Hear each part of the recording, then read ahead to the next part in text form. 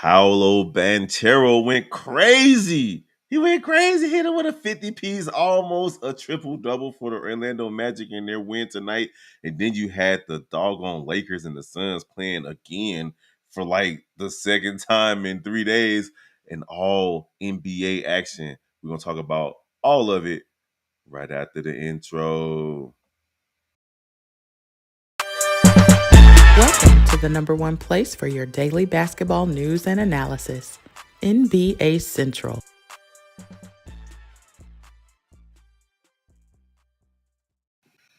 All right, NBA basketball fans, welcome to another episode of NBA Central After Hours with your boy Big Kev. We got Hayes in the building. I did not expect it. Hayes done like 9 episodes today. This is number 10. Take this number 10, double digits from my boy with the sexy cup, man. I see you, my guy. I see you. I see you. Look, I see you, bro. Hey, listen, Paulo Banchero did his thing tonight. Ben who? Banchero, bro. Banchero did his thing tonight for the Orlando Magic. We're going to talk about that. There's the Lakers and the Suns had another game tonight. We're going to talk about that. The Bulls come back from 20 plus points to get a victory on the road. Bro, the Bulls have been good on the road this season for whatever reason. We're going to talk about all that, but let's go over all the games so far. We got the Trailblazers and Kings still going at it with 2.5 minutes to go in the fourth quarter. The Trailblazers trail 90-105. The Kings gonna get their first win of the season and what could be the best division in the basketball right now. The Pacers fall to the Magic 119-115. The Wizards stun the Atlanta Hawks in Atlanta 121-119. The Bucks are off to a slow start. 1-3 for those guys, 108-119. They fall to the Celtics. The Pistons lose to the Heat 98-106, and the Cavaliers, the Knicks, with all the trades and moves they made, Hayes, they lose again. They fall to 102, 110-104 versus the 4-0 Cavaliers, and the Nuggets needed every inch of Nikola Jokic's game tonight, every point, every rebound, every assist to pull out a victory versus the Raptors, 127-125 in overtime. Chicago Bulls come back to take care of business versus the Grizzlies, 126-123. And then you had the Rockets at 2-2 defeat the Spurs, 106-101. The Mavericks defeat the Jazz. The Jazz fall to 0-3, 110-102. And just going final, the Lakers lose to the Suns, 109-105. But the night belongs to the Orlando Magic superstar, for them at least, Paulo Banchero, with his 50 points, 10 rebounds, and 9 assists. I'm not mad at it. No, he had 13 rebounds and 9 assists. How we feeling about tonight's NBA action, Hayes? I mean, it's been a fun night. The NBA has been fun almost every night so far. Like, there's not been a single night where there's just been like, hey, I don't care about none of these games. All these games have their own storylines, and especially with having 4 undefeated teams coming into the night, and a couple of those teams being all in action tonight, it's always going to be exciting. But we got to jump right into it. Paolo Banchero dropping a 50 piece today. Like, Banchero's already we were looking at him as the player that definitely could make a leap that could really help that Orlando Magic team go from a team that was scrappy, that could win a playoff series, all that, to now a team that you got to start look not as necessarily contenders in the Eastern Conference, but they definitely can make it to the second round, and depending on the matchup, they may be able to make it further than that. And this team has been so sound defensively, and that just makes so much easy on this team when you have somebody who can put up points like Paolo Banchero can, and Jalen Suggs as well with 25 points in this game. Something you got to watch out for, man. Hey, did Franz Wagner get hurt? He only had 11 minutes today. I think he must have got hurt, bro. Franz Wagner, you know what's hurting right now? Not his pocketbooks, but the Magic giving him a full max at this point. That's what's hurting. Like, don't get me wrong, I love Franz Wagner, right? But the thing is that he's a player that, to me, was paid off something he's never going to be. Like, what he is solid. Make no mistake about it. He's a damn good player. I like him, but he's a huge defensive liability for them at times, even though he gives effort defensively. But let's see, I don't see nothing about him getting No, it hurt. says he was injured. He was out for the rest of the game. There's no way. There's no way he would only just play that amount of minutes. Yeah, that the So 11 minutes definitely. it says that he will not play the second half because of an undisclosed illness. So at least Mhm. it's not like he hurt himself physically. It was just an undisclosed illness for Franz Wagner tonight. But listen, man, the Orlando Magic are making strides. Last season they took a step forward. This season we're expecting to take an even bigger step forward. At 3-1, 2-0 at the crib, and they play defense. Hayes, they play defense at a rate that even though the Indiana Pacers couldn't overcome tonight, Orlando outscored them 26-17 in the fourth quarter to come back and win this game. They didn't get much from the bench besides Mo Wagner with 14 points and Anthony Black with 8 points. Nobody else scored off the bench.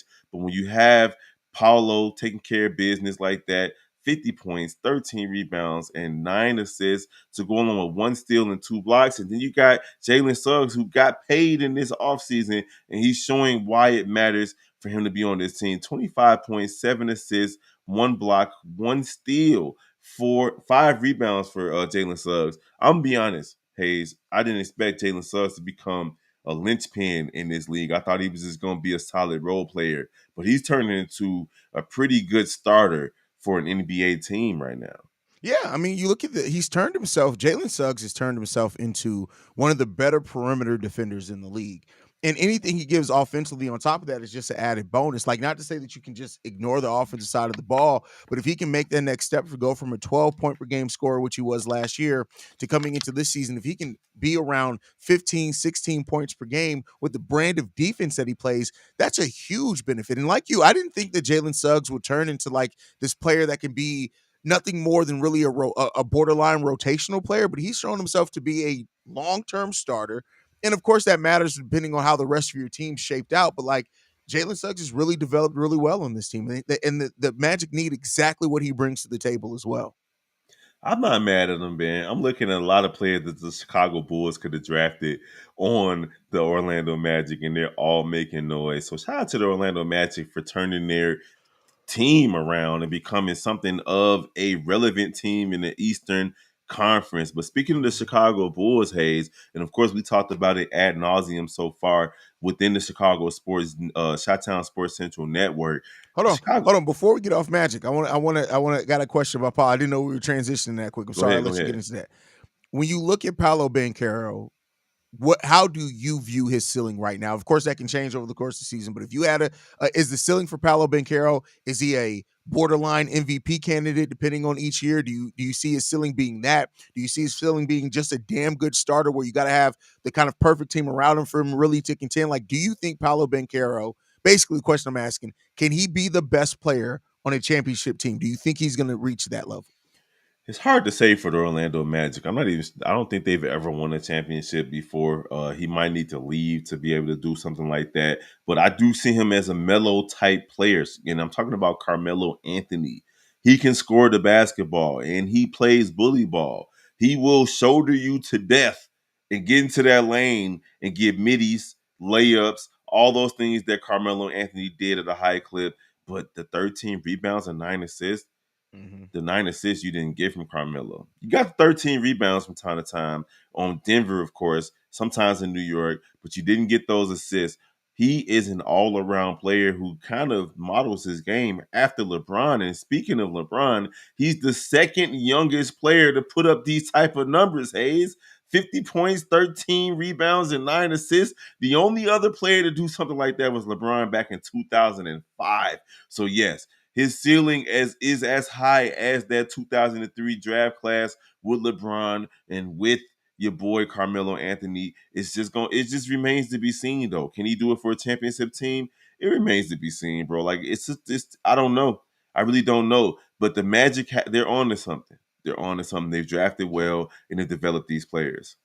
Yeah, they definitely are on to something. That's 100. You can't there's no disputing that fact. Like they have something here. The question is like how they're going to keep building around it and adjusting. But right now, they definitely got something. You just can't deny that. So And speaking of can't deny it, the Chicago Bulls took a step forward this season, Hayes, and they've decided to shoot the three ball. The Bulls have finished in the last place of 3-point attempts, 3-point makes, 3-point percentage for much of the last 3 or 4 seasons. But with DeMar DeRozan no longer on this team, and we know that he doesn't shoot threes, even though he did start shooting them a little bit better over the last couple of seasons, the Chicago Bulls are a threat right now from the three Threat point to line. what? Oh, from They're the 3-point from the line. three Okay. point line. I ain't getting too out of my I was about to body. say, all right, man, you had some No, good stuff, man. no, I'm not drinking the Kool-Aid like that, but they did hit 25 out of 53 threes tonight. They hit 21 threes the other night versus Milwaukee. Both of these games that they hit those 20 plus threes have been on the road. Are we starting to see an identity change for the Chicago Bulls finally? Hayes. Yeah, I mean, I think we started to see it in preseason. Like, and of course, preseason, it's hard to believe that's going to maintain true. They had the fastest pace in preseason. They've had the fastest pace. They've averaging the third most 3-pointers in the league so far. Of course, there's still a very young season, but I do think the Bulls' play style has realistically changed. Now, how successful they're going to be in that determines on how much they can limit the turnovers, how much they can keep everybody involved, how well Kobe, Zach, and Vooch play as the leading scorers there. Josh Giddey and Lonzo sharing those facilitating duties. But overall, like, yeah, the Bulls have made a change, and it's a legitimate, real change. And let's see where it's going to get them this season. Keeping it in the Central Division, the Milwaukee Bucks have come out and gone 1-3 to start the season. I didn't. I mean, I feel like the Milwaukee Bucks just aren't as good as they were when they won their championship. Yeah. Giannis had a good game tonight at 14 to 26 from the field, 30 points from him. You also had Damian Lillard break out and give you 33 points, but because their third scorer and why can't I think of his name? Middleton. Middleton is hurt, and they just can't get anything else from anybody else. My man, 33 points from Lillard, 30 from Giannis. Off the bench, you had 4-3-5-3-4 from your bench starters, from your bench players, and then you had Torian Prince with 3 points as a starter. You had 13 points from Brooke Lopez, and then you had 10 points from Gary Trent Jr. Are we watching a team in the Milwaukee Bucks that are on the decline, especially with Doc Rivers as the coach? Are they on the decline, or can they bounce back? When your best player, your franchise player, the only reason you have relevance in Giannis Antetokounmpo after 2 games into the season says we have, or I'm sorry, 3 games into the season at that point in times, we have no identity. No, there's a reason to be concerned about that because, and I'm sorry, I know people don't like to critique Giannis, but Giannis, you're supposed to be one of the people setting that identity. So if you say you have no identity as the franchise player, part of that comes on you. Then on top of that, you have Doc Rivers there, who you already know how I feel about Doc Rivers. He's one of those coaches that, like, he's good, make no mistake about it, but like he needs a very specific type roster to really be successful. And he has to have some really good assistants there as well under him to be successful. I do not believe in this Milwaukee Bucks team. I do think that they're going to turn it around and win a lot of regular season games, but we know this team was not constructed to win just regular season games. They were constructed to try to get Giannis another title. I don't think they're going to come anywhere close to that, if I'm going to be 100% honest. And we have heard Giannis say that he might end up being traded from this team, and it sounds like a wish more than a prediction. And wrapping up in the Central Division, Hayes, the Cleveland Cavaliers have started off 4-0. I think Mhm. they're one of the only other undefeated Three teams. undefeated teams left in the league right now. With the Yeah, Boston Celtics. Who's the other yeah. undefeated team? OKC Thunder. The Oklahoma City Thunder, and they're Yeah. predicted to maybe go to the finals along with the Boston Celtics. The Cleveland Cavaliers bought into their what they've been calling the core four with Darius Garland, with Donovan Mitchell, with Allen, and then who's the fourth one? Evan Mobley. Evan Mobley. They all re-upped. Darius Garland dropped 34 on their head tonight. They defeat the Knicks in Madison Square Garden, 110 to 104. I asked Steve-O this question a couple of days ago over on Chi-Town Sports Central. If you're not following, go ahead and follow. And over on NBA Central earlier as well. Do you think that this Cleveland Cavaliers, if healthy, can be a threat in the Eastern Conference? A threat, yes, where they can make it interesting. I think if the chips fall, that they can make it out the Eastern Conference, but I'm not ready to call them, despite being 4-0, a contender in the Eastern Conference yet. I still think the Boston Celtics are head and shoulders above even a team like the Cleveland Cavaliers. I know they've had a great point differential so far, but when you look at the Cleveland Cavaliers, this is the first time that they faced off against a good team this season, against the Knicks. And shout out to them for getting that win. But other than that, they faced Toronto, Detroit, and Washington. Hmm. Though, what do all those three teams got in common? Those are all teams that we expect to be in the Cooper Flag sweepstakes. So I got to see a little bit more, but we'll know about the Cleveland Cavaliers this week because after now they face the Knicks, they took care of that. They got Los Angeles on Wednesday, they got Orlando on Friday, and Milwaukee on Saturday.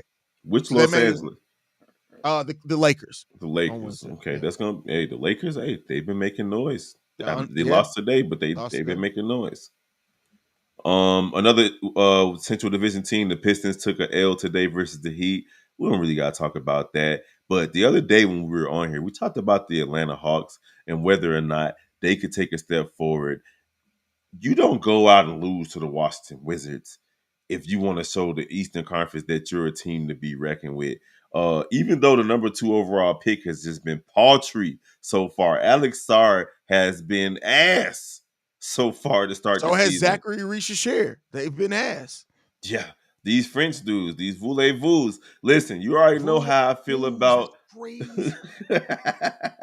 You already know how I feel about Rudy Gobert on the Minnesota Timberwolves. These French players ain't doing nothing to help themselves. But you had Kyle Kuzma go off tonight. You had Jordan Poole go off tonight, and then you had another first round draft pick. And what's his name? Koulibaly. Is that how you say his name? I've heard it said 50 different times. Bilal. Yeah. He did his thing tonight with 17 points. Hey, they took care of business versus Washington. I mean, versus Atlanta in Atlanta. Your boy Trey Young only had 14 points on 2 for 15 from the field. Jalen Johnson showed up though. We like him over here on NBA Central. He had 29 points, 12 rebounds, and 7 assists. But you can't have games like this from Trey Young if you expect them to make any type of noise in the Eastern Conference. Y'all know how I feel about the Atlanta Hawks. Fuck the Atlanta Hawks. I don't believe in them. I don't think it's going to work. I think they eventually going to have to move Trey Young. Yes, I like Jalen Johnson a lot on that team. And if I'm the Atlanta Hawks, I am at this trade deadline shopping the hell out of Trey Young. I'm trying to get younger. I'm trying to re-up. You already got the number 1 overall pick in the draft. That listen, there's no player out this draft right now averaging double digit anything. That's ugly, bro. That's That's ugly. crazy. Now we know Matis ain't even getting minutes. I think he only played 3 minutes for the Bulls tonight. But you're talking about, are you saying from the first round or the entire The draft? entire rookie class. The Woo! most points that any of the players out of this rookie class are averaging is 8.7, and that's Carlton Carrington with this Washington Wizards team. Other than that, Eve Missy, a player that people thought was going to be so raw that may not even play his first year, he's third in scoring out of this rookie class, averaging 8.3 points per game. That's crazy. Bro, but they were saying it was a weak draft coming into the draft. The next draft with Cooper Cup, Ace Bailey, and a couple of other Cooper guys. Flag, bro, not Cooper Cooper Cup. Flag, my That's bad, bro. hilarious. We talk about a lot of different sports, but Cooper Yeah, I know. Flag. So yeah, moving on to the Western Conference, Hayes. The Denver Nuggets needed everything from Nikola Jokic to get their first win of the season tonight on the road versus the Toronto Raptors to win 127 to 125 in overtime. 40 points, 9 rebounds. Oh, wait a minute. I'm looking at, yeah, wait a minute. 40 points, 10 10 rebounds, and 4 rebounds. assists Yeah. from Nikola Jokic. All starters in double figures. It just wasn't a good game for them, though. They barely beat a Toronto Raptors team that's predicted or projected to finish like last or somewhere near last in the Eastern Conference. Scotty Barnes had his 21 points. RJ Barrett had his 20 points. Grady Pauls had his 15 points.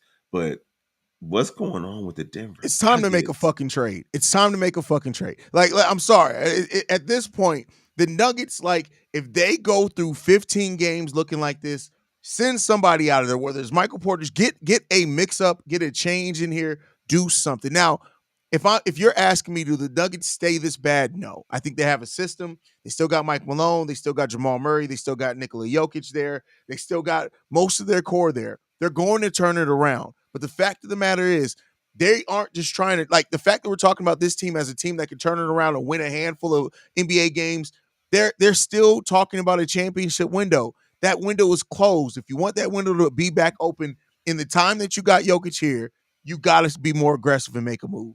I Yeah, I mean, like it's we talk about generational talents a lot across all the different yeah, sports that we discuss over in the Chi-Town Sports Central family, bro. But like, Jokic is a generational talent, and it's starting to get to. I mean, they did win the championship, so I can't make the comparison between like Mike Trout or anybody else in baseball. But my guy, Jokic should have more than one championship with the type of numbers that he's putting up. Olajuwon was able to get two championships out of being that type of player for the Houston Rockets back in the 90s.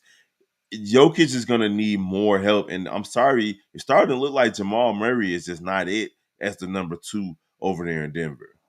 yeah, it's not. And so I don't know. There's not a quick fix, right? Of course, you're hoping some balance comes, things like that. And Jokic is just so good that you expect this team. Like, we've seen teams get off the slow starts, and it could very well be that the Nuggets are another team that looks at it and say, "Hey, holler at us at the end of December. That's when you see the best of us." That could very well be the thing.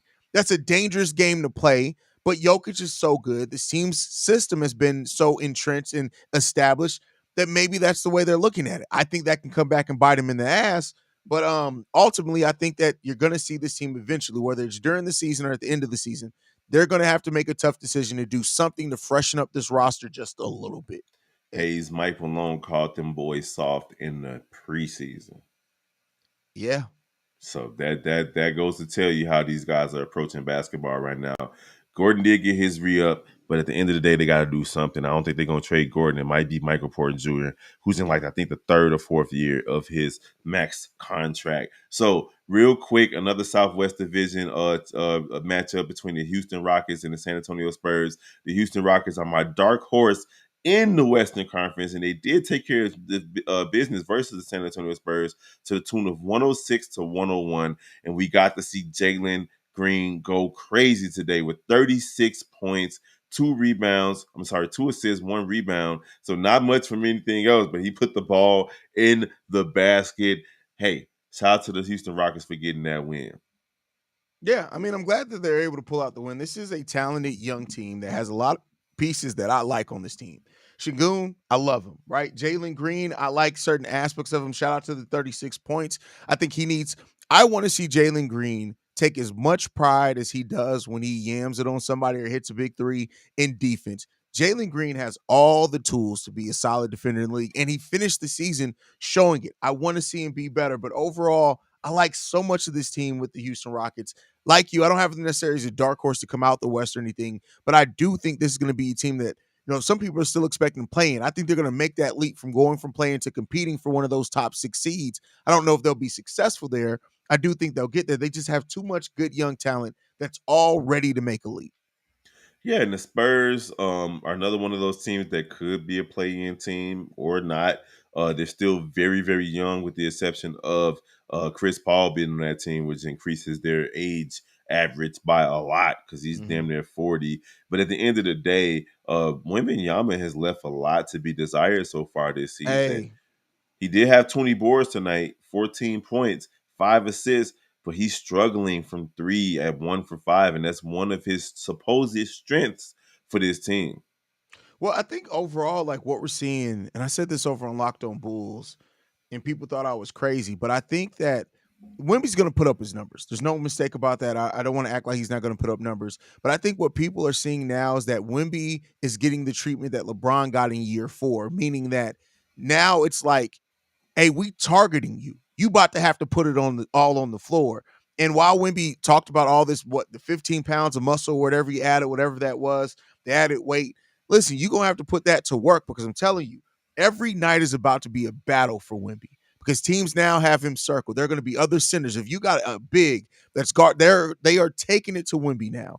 And Wimby's how Wimby adapts that over the season, I think is going to really be telling on how far the Spurs can go. Because listen, Chris Paul, every time Chris Paul goes to a new team, he has at least a 40-game spree of being reinvigorated. And he looks pretty good so far through the Spurs games. So we'll see how that develops, man. Utah Jazz fall to 0-3 Hayes. We didn't expect them to be a good team last season. They kind of fell apart at the end of the season for that play-in race.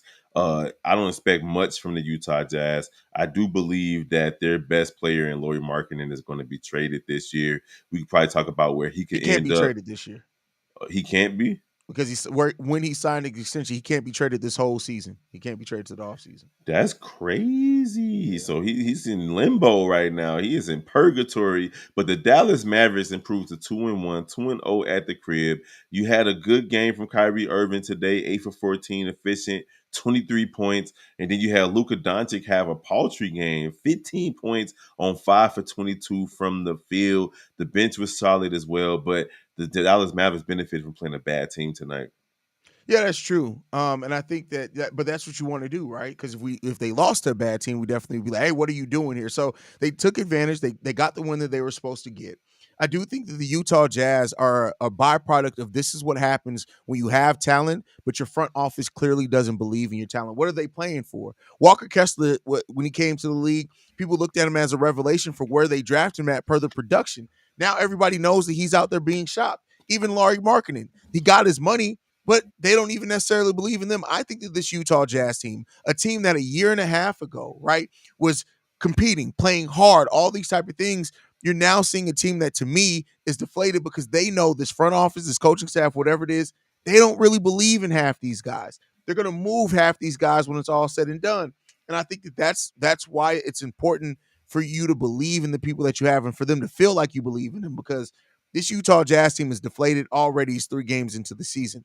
Now, as far as the Dallas Mavericks, people who are making those preseason worries about Klay Thompson is averaging 19 points per game on the season on efficient shooting from both three and from the field. Klay Thompson is looking good right now, man. Oh yeah, I think Klay Thompson is one of those guys that just needed a change of scenery, regardless of the success that he had in Golden State, and he's Yeah. showing it. He's another year removed from a bad injury. So shout out to Klay Thompson for going out and proving that he's still viable in this league. And we talked about it ad nauseum over here on this channel. He shot 39% from three last season. It wasn't like he Exactly. was a bum out there. So good for him to be able to get out of that situation, which kind of turned toxic for him. I think they should have paid him instead of Draymond, but that's neither nor here nor there. Golden State did what they did. So we're moving on to the game of the night here on NBA Central After Hours with Big Kev and Hayes in the building. Listen, the Lakers and the Suns already played a couple of days ago. The Lakers coming out on top. They were 3-0. Had everybody wondering if we were if we came into the season underestimating JJ Redick and his approach to the game, and that could be true. But Phoenix came out with the win, 109 to 105, behind 30-point games between Kevin Durant and another 33 points for Bradley Booker, and a quiet 15 points from Bradley Beal. Even though he was 1 for 7 from three, he did all the little things to get to help Phoenix win this game tonight. And even though Anthony Davis had another MVP caliber, Defensive Player of the Year caliber type of night with 29 points, 15 rebounds, 3 assists, it showed that the Lakers need LeBron James, even at 40 something or almost 40 years old, to be effective. He only had 11 points, 8 assists, and 5 rebounds tonight. How are we feeling about this game? I think the thing that we're seeing is that while things are being built right now around Anthony Davis, and rightfully so, you've seen in the Lakers wins, you've seen a stretch of the game where LeBron just takes over, where he has like he'll get like eight assists, 8, 9, 10 points in like a 8-minute stretch, and it's like, all right, that's LeBron's time. Other than that, it's been doing it by committee. He's been playing through Anthony Davis. And like you said, in this game, you didn't get that stretch from LeBron James. LeBron was very mortal in this game. And so the Lakers are going to have to try to figure out that, yes, you can play through Anthony Davis for the majority of the game, but for that stretch, if LeBron doesn't have it, who's going to be the guy to step out? It's not going to be D'Angelo Russell. It's definitely not going to be that. It's going to be committee. Rui Hachimura is having a really good season. Austin Reeves is having a good season on both sides of the ball. The Lakers bench is the thing that I'm looking at here, because that bench is full of players that have been very inconsistent. Jackson Hayes started off the season strong. 0 points tonight. Went didn't even take a shot tonight, which is crazy. Didn't even Donuts. realize that. Didn't take a shot at all tonight. I don't know what's up with that. Gabe Vincent is a player that, again, we know those former Miami Heat role players, when they go to other teams, they never quite have that same impact. And then you have Dalton Connect, I should say. So I don't even know why I would call him. 0 for 3 for him tonight. So if LeBron is not going to have that period where he takes it over and he goes into hyper LeBron mode, you need those other guys to step up and do their roles well. And we didn't get that today. Yeah, we know that the Lakers aren't going to shoot very many threes. And if I saw a white boy named Donovan, I would go crazy. I would go crazy. But shout out to Austin Reeves, who had a solid game tonight. 23 points, 8 rebounds, and 3 assists for him. And you're right, Donovan. Russell, D'Angelo Russell, 2 for 9 from three. It's just not going to cut it. Rui Hachimura has definitely been aggressive to start the season. He was a plus Mhm. 20 on a plus minus. It just wasn't really enough to get over that hump because the Lakers held on like they were fighting and scratching and clawing. They just couldn't get over that hump tonight because Kevin Durant hit some mid-range jumpers at the end of this game that was just unguardable. Yeah, yeah. I mean, and that's going to happen at times when you have those guys. Like, while I'm not a believer in the Suns, I do think that Trey Jones has helped them a lot, and I think they're going to continue to develop as they work the kinks out. I think you have players like everybody's learning to play off the ball while they're trying to put Tyus Jones in the position to truly be the point guard that team needs. And it's good to see games like this where you're having big games from Kevin Durant, you're having big games for Devin Booker, and you look at what Tyus Jones was able to do, only 7 points, but five assists, 6 rebounds, 3 steals. That's the perfect area. And I even think that Tyus, if he can be around 10 or 12 points with 6 or 7 assists, that's going to be perfect for this team to get everybody in rhythm. And so I like the way that they're working it out. Oh yeah, Tyus Jones. We know that when he was over on Memphis, he was one of those players that had a plus minus and a point guard effect that just Yeah. goes unsung for him. So shout out to him for getting to a team that's going to help him get some wins on his resume. So the final game of the night just went final a few minutes ago as we were talking about all the other games. The Sacramento Kings get their first win of the season versus It's the Portland crazy. Trailblazers in the toughest division in the league, the Pacific Division. The Sacramento Kings got to start racking up wins if they want to compete in the Western Conference. They have the team to do it. Sabonis with 16 points, DeRozan with 23 points, 4 rebounds, 3 assists. Sabonis did have 13 rebounds and 7 assists to go along with those 16 points. Keegan Murray didn't have a good game with only 6 points, 2 for 9 from the field. De'Aaron Fox, though, 24 points, 6 rebounds, 3 assists from him, and then Herder with 18 points. The bench chipped in with their contributions as well to beat a bad Portland Trailblazers team that's relying on the likes of DeAndre Ayton to try to carry them. Jeremy Grant, he had a strong night the other night, but not is it Jeremy Grant. He didn't do well tonight with just 17 points, 8 rebounds, and 2 assists. We'll just touch on this game a little bit, Hayes. I think the thing with this game is, overall with the Kings right now is they're adapting to playing with DeMar DeRozan. And I don't think it's as seamless as maybe that they thought it would be, and therefore they're having some growing pains. Who would have thought that it would have took 3 games for the Kings to get their first victory, and it would be over the freaking Portland Trailblazers? Now I'm glad that they got it, and this is a team that I think is still has a chance to go far in the Western Conference. But overall, like, you should not need this type of performance to win against a goddamn Portland Trailblazers, fam. Mm-hmm. It just shouldn't. That's true. That's true. We'll touch on a couple of comments before we get up out of here. NBA Central After Hours. Appreciate you guys for rocking with us. 25 people in the chat, Hayes. Hey, that's dope. For everybody else asleep. Y'all boys need to get some sleep. Hey, we will. It's just not much. Sexy cup. Pause. Hey, it is a sexy cup. It's a turquoise cup, and I'm sure it's keeping his tea warm. And then we got BLJ with we in here. My bad. I'm pressing the Just was touching shit. no, I pressed the The doggone you did the trigger. touchpad. Yeah. So yeah, we in here, BLJ. We appreciate you. Lloyd Dingle didn't say anything crazy. Oh, he did. Oh, he definitely did. And the big homie, the Pacers don't look good to me at all early this season. When you got a team that don't play defense, and teams got a lot of tape, a lot of film, a lot of study on you, you're gonna struggle to start the season because they got you figured out already. And the big homie with and the defensive swagger that Caldwell Pope brought to the team is undervalued. Agreed. Lloyd Dingle, I think MVP is based on how many prime time games you have played and play good. That could be true. If you're in front of everybody's eyes and you don't play well, your MVP status can be in jeopardy. I like him, Hayes, a future MVP. I like his motor and the way he attacks. Talking about Paulo, hey, we'll see how he does. He got a lot of work to do though. 150 point game don't mean a lot. We saw your boy, what's his name, from Milwaukee, get a 50-point game as a rookie before D Rose took over at that position. I forget his name, but it is what it is for the Milwaukee Bucks. Hayes, Oh, you talking Brandon about Brandon Jennings, Jennings? Brandon Jennings, uh, Doc coaching. He's a terrible coach. I'm sorry, I've never been a fan of him as a coach. Yeah, I think he benefited from the first true super team in terms of those guys that went to the Boston Celtics. Without them, Doc Rivers wouldn't even have a championship. He hasn't succeeded anywhere else that he's gone. And I love him. He's from Chicago. Shout out to him for having success as a player and a coach, but he's definitely overrated. Wutage, the coaching change that the Bucks did last year put the Bucks in limbo. That's true. I feel like it's a little bit of karma that's happening there, especially the way Doc Rivers was like the side piece, whispering in Buddy's ear, like I'm gonna help you out, and then he swooped in and took over the team. We can't ignore that type of stuff. That type of stuff matters in sports. Karma matters in sports, Hayes. I agree.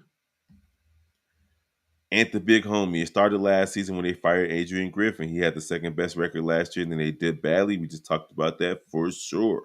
And then at the big homie again, Cavs got that size down low. See, that's a pause moment. That's a pause moment right there, bro. I'm sorry. Why'd you go with that bar? They will be a tough out in the playoff with those big boys. He follows it up with another pause moment. Ain't nothing wrong with that, my guy. You just speaking your mind. And then he says, Jason Tatum is playing like he's putting Steve Kerr on notice that that boy is in his bag. I ain't going to even front. Jason Tatum is one of the MVP front runners right now, bro. He's one of the MVP front runners. He got played in the Olympics. There's no way you have a talent like that and he doesn't fit the rotation. I don't care if you're playing overseas or at the YMCA. There's no way you keep Jason Tatum on the bench and he's playing like he got a chip on his shoulder. So Steve Kerr might be responsible for lighting the fire under Jason Tatum. Good. Clay is fitting in real well with Dallas too. That's true. And the big homie, they think everybody is Wemby. I'm not sure what that means. Nobody thinks that. He's once in a lifetime. The Bulls' first round pick, draft pick, can barely get on the court with Matas Buzelis. I don't think it's about barely being able to get on the court. I just think that it's just a rotational thing. You got players that's been on the Bulls, Hayes. Yeah, I'm not going through all of them. You got players that's been on the Bulls team, Hayes, that's just been on the team. They've worked their way into the rotation, and Buzelis is just a casualty of that. Yeah, I think you got to keep in mind that they're trying to structurally um, develop him. Like it's not going to be like this Bulls team isn't tanking. They're still trying to actively win basketball games. And while Modest Bucilis is an exciting player, he's an extremely raw player. He can't shoot consistently. He's bad on ball defensively. He does some of the wild things like get steals, get blocks. He's going to dunk it from time to time. But like this season isn't built. And Billy Donovan and AK said that they want to get younger, but young player aren't just going to get minutes just because they're young, right? So he's going to still play the guys that give them the best chance. And so yeah, Modest is like we should be happy that because listen, I would expect those 7 minutes that Modest gets to go to Torrey Craig under how Billy Donovan usually runs things. So I'm glad that he's giving him some minutes, but we got to be clear here. The Bulls are still a team that's trying to compete. And with how raw Modest Bucilis is, it's not going to be a 12, 15-minute rookie season for Modest Bucilis. And It's just not going to be that. he's 19. Like Yeah. let's be real with that. He's not the 19-year-olds world beaters that we've seen come into this league in the past. He's gonna have to develop. Shay says that Hayes, you said a long time ago that Jeremy Grant is not a winning player. He put up good numbers, but for the most part, it's on the losing team. You called it a long time ago. I was one of those people that felt like Jeremy Grant should have got traded for Patrick Williams when they were shopping him. But hey, we might be looking at the same type of player on the Chicago Bulls. And real quick before we get up out of here, we see you, Nas. Appreciate the love and support.